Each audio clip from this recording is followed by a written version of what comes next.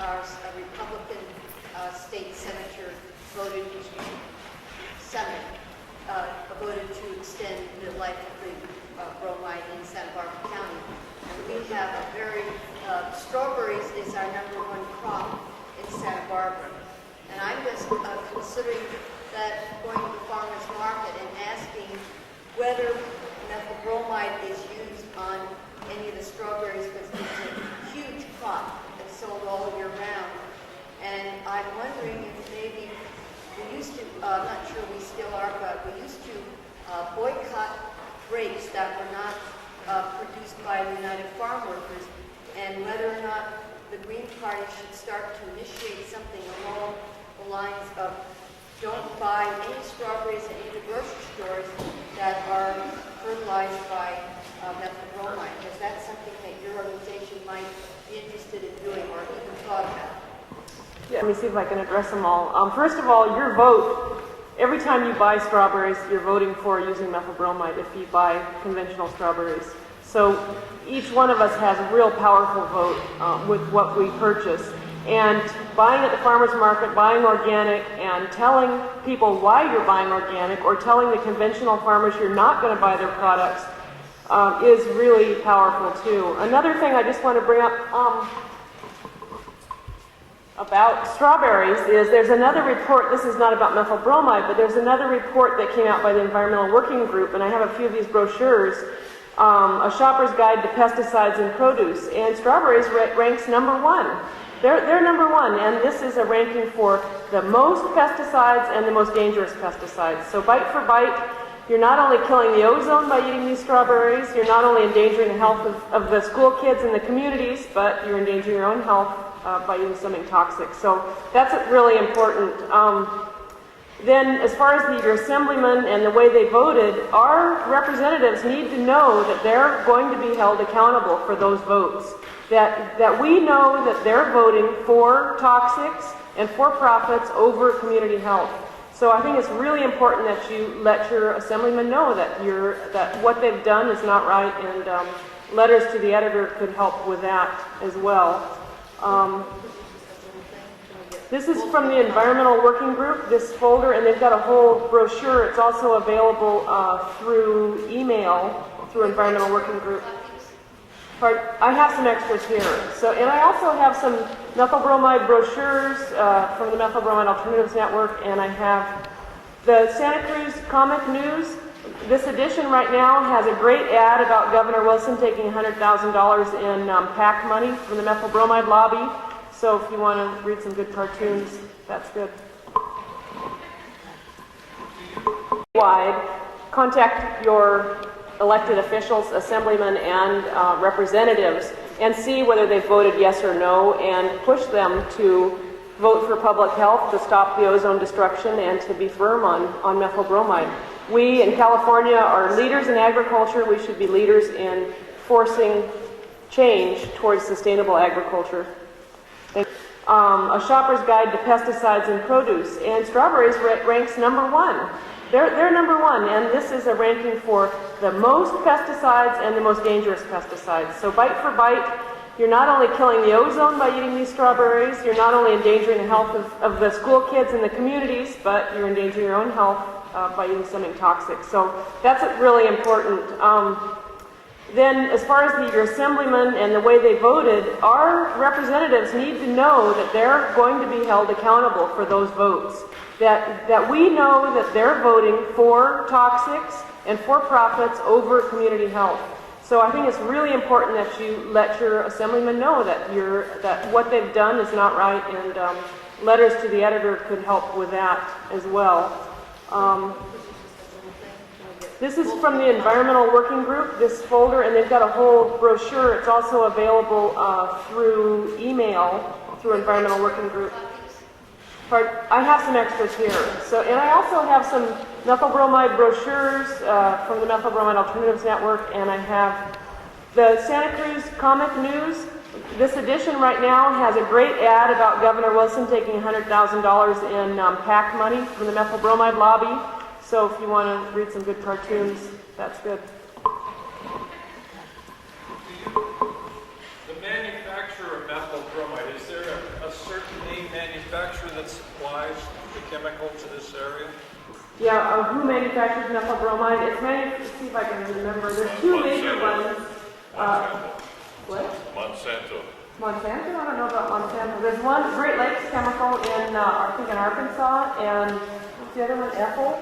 And Trical, and I'm not aware of Monsanto. They all produce it. It's also produced in Israel and a few other places, but there's several in the U.S. And Trical is one of the two local fumigating companies here and throughout the state that use the chemical and also manufacture it. But that's an interesting point because this ban is on the sale of methyl bromide, not on the use of methyl bromide. The March 1996 ban. You still have a question? Just as a quick point about this, the toxins assembly voted 5-4 to send this to the floor of the assembly, limiting the public debate to only an hour before it went to the floor. Actually, that's not quite true. I think it was 40 minutes. Was it 40 minutes? Yeah, I was one of them. I spoke out and was there as a testimony. It's even worse. Yeah. And it was stated that the Democrats have had control of the assembly for 20 years, and we prejudged the outcome for this, hence we limited the debate. This is our first opportunity to prejudge an outcome. So there's more going on here besides. Yeah. There is democracy issues going on here as well.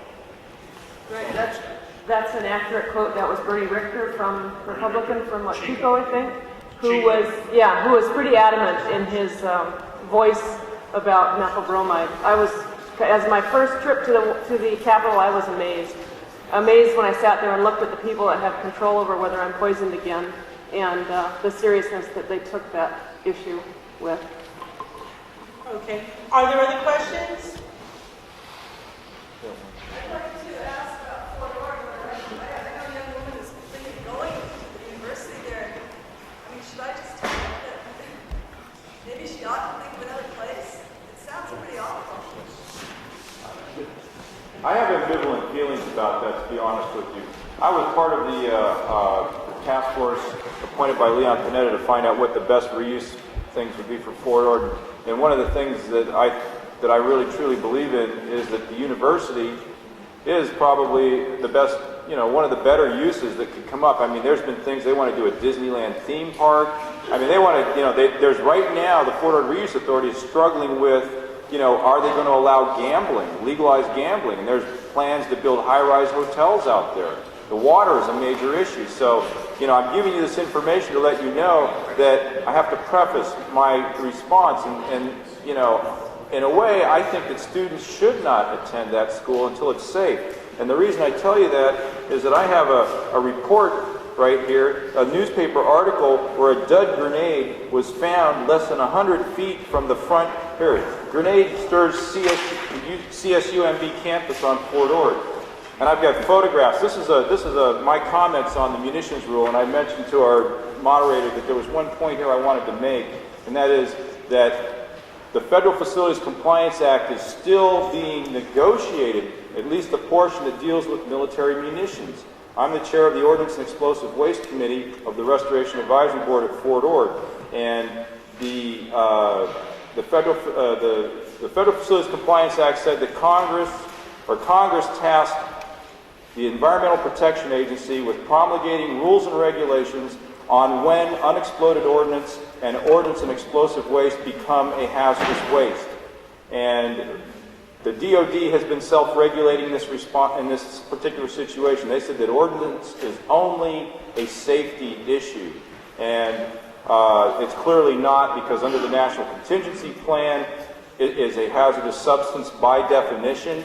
And our legal position is that the minute that base was closed under BRAC, that it became an abandoned hazardous substance, therefore it is a waste, and so it is a hazardous waste. To answer your question, I don't think students should be there right now. And I cite this over and over. The Army is not doing an adequate job of keeping the public off of Fort Ord. I've got photos here where people have torn down the fences that keep people out. There's no placarding. The public comment period on this munitions rule is open. It was supposed to close January 8th. It has now been extended because of the snowstorms and things back east through February 2nd. And anybody who wants to make comments, I encourage everyone, you should just write a letter and just say, hey, I don't like this rule. The Department of Defense should not be allowed to be self-regulating. In essence, that's what they're doing. They wrote the rule. Okay. My name is Curt Gandy. I'm director of the Fort Ord Toxins Project. I've been a long-term member of the Green Party. I was one of the original Greens that helped with getting Greens on the ballot status in the state of California. And I apologize for having been away from Green Party politics for so long, but I had another burning issue that I couldn't let slide, and so I chose to pursue that, and I'm here to hopefully get other Greens who are interested in being involved in making sure that the federal government does what it is tasked by Congress to do for our communities. I'd like to invite you to do that and to get some information. So I made some notes here. I'm doing it this last minute, and I apologize if this is kind of ad lib, but I'll just start off with telling you a little bit about myself for those of you who don't know me. I'm a federal employee. I worked at Fort Ord. I worked in the aircraft maintenance facility there. I was a commercial pilot, and so by virtue of that, I had a lot of first-hand involvement in cleanup. I shouldn't say not cleanup at that point, but in contamination of Fort Ord. There's a map on the wall over there, and I brought several binders that are put out by the EPA and by the Department of Defense and by the state of California and a whole bunch of agencies, and I invite anybody to look at these, and I'll briefly just show them to you as I go through this and give you some information.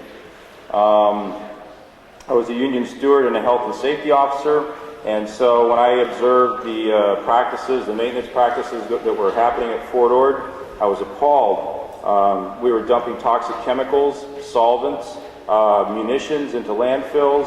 Hospital waste was not being incinerated, it was being thrown directly into the landfill. And as I had filed what is known as operational hazard reports through the chain of command at Fort Ord, those reports were going through the safety office and being turned back. I went to outside agencies at that point, Environmental Protection Agency, the State of California, Department of Toxic Substance Control, kept making these complaints, and I was mystified that nobody was following up on it.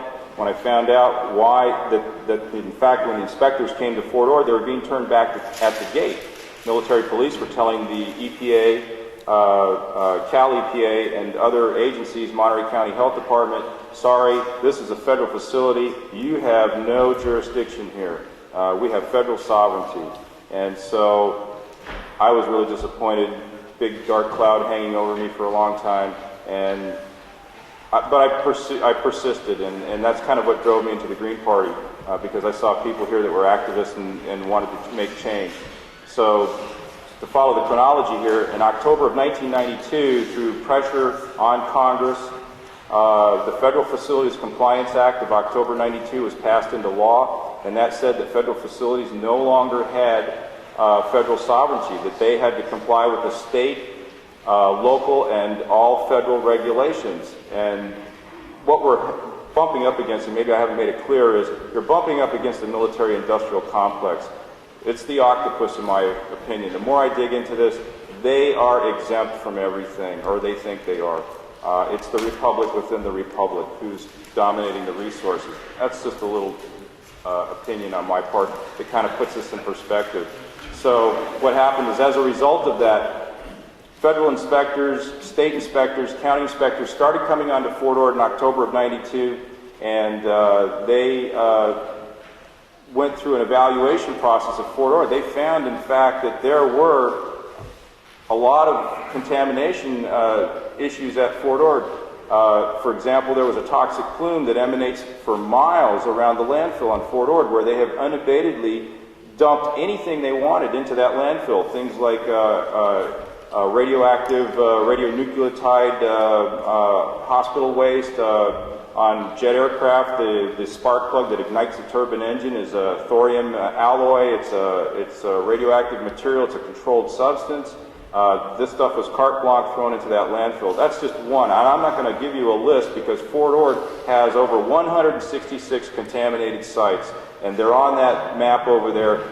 As a result of this ranking, it became a Superfund site. And I'm surprised today that I walk around and there's a lot of people in this Monterey Bay area that do not realize that Fort Ord is a Superfund site. It is one of the most contaminated in the sense of multiple contaminants. It doesn't have one single contaminant like plutonium or something. It has a bunch of everything. It's got the whole panoply of contaminants that you could probably develop in an industrial setting. So I'm taking too long to give you this the background because what I want to get to is environmental justice, but I feel like you need to know these things because there's a larger issue here. So the Federal Facilities Cleanup Act of October '92 was the crack in the dam that said the public had the right to know. California has public right to know laws. And another landmark event in our federal history that caused this issue to develop was a thing called BRAC, B-R-A-C, and that stands for Base Realignment and Closure Commission. And that was when they started downsizing the federal government. They said, you know, it's costing us. They did an evaluation of federal facilities across the United States, and they said, these federal facilities are costing us too much to remain open, so we've got to close them down. So they went through a priority list, and they had 3 rounds of BRAC. Fort Ord was on the first round of base closure. So that sets the stage for the following thing, and this is bringing us closer to the environmental justice issue. The next thing that happened was President Clinton issued an executive order that said, when we close a federal facility, we've got to do it quickly because the socioeconomic impact on the community in that area is substantial. For example, Fort Ord, the impact, the money, the day they closed the gate at Fort Ord and shipped out 14,000 troops with their families, the impact on Monterey County was $8 million a year went out of the local economy. The soldiers who spent money, paid rent, you know, went to the 7-Eleven, went to the movie, you know, whatever they did, that money just evaporated and it didn't trickle out. It was all of a sudden one day, boom, it was gone.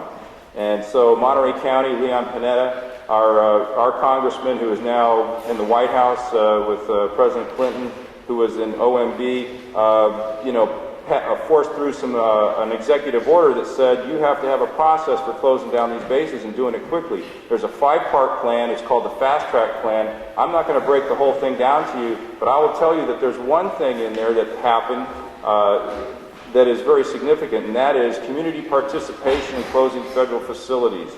And the EPA has a report. It's a teal book, and I don't have it with me. I give them out to everybody, and they're gone. But you can get this from the EPA, and it's called the Federal Facilities Restoration Dialogue Committee. And they have a very clear set of principles in how the community is to be involved in the decision-making process. And the quote that they use is meaningful participation in the decision-making process of how that federal facility is going to be closed down. There's millions and actually there's billions of dollars being made available for base closure process to involve you folks out here in the community in the decision-making process of how they close this facility. Now, Santa Cruz, you may not know this, Santa Cruz actually has a federal facility that's contaminated with unexploded ordnance. And it's an academy right now, and I can't think of the name of it, but it's right on the coast. It was an artillery base during World War II. It has never been examined for unexploded ordnance. Okay, there's no record of examination of unexploded ordnance for that area. And of course, this was closed before all these laws and executive orders came into being, but I'm trying to tease your interest here. Do not think that this is something that's just going on at Fort Ord. There's 200 restoration advisory boards across the United States that are having problems in dealing with the federal government. The laws are written. The guidances are in place. This book right here, Restoration Advisory Board Workshop Guidebook. This is a consents to agreement that implements President Clinton's executive order on involving local communities in cleanup of military bases. This is the charter on how it's done. This was authored by the EPA and the Department of Defense. The EPA has a requirement to involve communities in this process. It's questionable as to how well the DOD, or how much veracity they have in what they're saying. If you read this thing, it sounds real great, but they're not doing it. Well, I have to qualify that. They're not doing it to the extent they should. Let me take a look at my notes here for a second. Okay, with what I gave you, that is the community involvement. Then another executive order came out, and that's Executive Order 12898. I would tell everybody in this room, if you have a pencil and paper, write that one down, write to the EPA, tell them you want the little blue book. It's a little pamphlet, Executive Order 12898. That is the rule on how you do environmental justice. And we have had a major problem with this particular item being implemented at Fort Ord. The military thinks that they're exempt from having to do environmental justice. And basically what that says is, it operates on the premise that people of ethnic and minority communities are adversely and more adversely affected by pollution and contamination, because you tend to have industrial type operations in minority communities. Fort Ord impact firing range, if it was between Pebble Beach and Carmel Valley, that would have been cleaned up last year. There would have been no discussion. It just would have been done, because the power brokers and the people with the bucks would have had attorneys all over the Department of Defense telling them that they had to do it. But because the impact range, and that's that large gray area, I have to emphasize the magnitude of this. Fort Ord is 28,000 acres. Okay, it is almost to the square foot the same area as the San Francisco Peninsula. It's on a pristine marine sanctuary. It's in a temperate climate, Central Coast, California. You cannot imagine the value of that real estate. There's not enough money in the world to buy that property. And yet the DOD says that there is not, the Department of Defense says that they think it's a waste of money to clean up all the unexploded ordnance out there. I could get into some real emotional dialogue with you about that. Anybody wants to talk to me about this later, I'd be able to give you a lot more information about it. I'm not going to do that right now because I'm trying to get to this bottom line issue of environmental justice. So when the executive order on 12898 came into our hands, as a union steward and seeing all these things happening, I felt that there was a need in the community to do something. And so what I did was I formed the Fort Ord Toxics Project. I gathered together people and federal employees who were in my union who felt the same, and we also got people in the community who felt the same. And we organized, and we tried to get the Restoration Advisory Board, the citizen overview, citizen oversight of the federal facility cleanup. We tried to get that established at Fort Ord. And I talked to Colonel Perry, who was the BRAC commander at Fort Ord, and I approached him as a union steward, on official business, and I said, sir, we have this guidance from the Washington, D.C., signed by the Secretary of Defense. It says you're supposed to have a community outreach program to involve the local community in the process of cleaning up and closing and reusing the property at Fort Ord. And when are we going to do this? And he says, I guess he thought I made this on my computer and my laser printer in the basement. He says, well, let me have a copy of that and I'll get back to you. And so 2 weeks later at a public meeting on the EIS for the environmental impact statement for Fort Ord closure, he came up to me and we had a little conversation, and I'll quote his exact words. He said that the Army has no vested interest in forming a restoration advisory board at Fort Ord, close quote. Basically, he was saying, we don't want the public involved in our getting out of here. Because their mission was to have that facility, that military base closed, and the Army was supposed to be out of there in 1 year. And the point is, when you look at the Superfund tally list for Fort Ord, it's in the millions, and it's $400 million right now. So the point that I'm trying to get down to here, and I see you approaching, so I must be getting close to my time. When we tried to establish, we did finally get this Restoration Advisory Board established. And what had happened was the local politicos, and I'm going to mention some names here, and it may get back to these individuals, but it's nothing they haven't heard before. I'm kind of sticking my neck out, but that's the way it is. Henry Mello, Leon Panetta, the local political people in this area, Sam Farr had a hand in this as well. He was at the state level. They pulled together this group called the Fort Ord Reuse Group.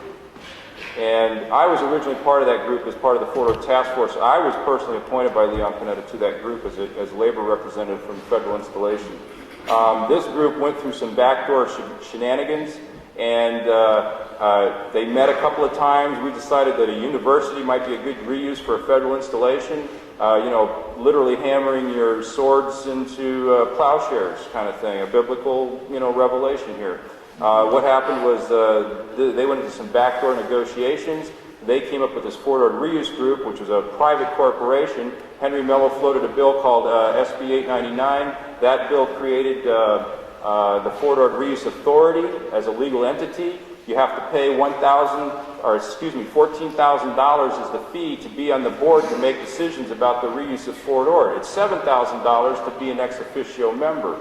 And it's a good old boy club. A lot of military people, retired military officers are on this board.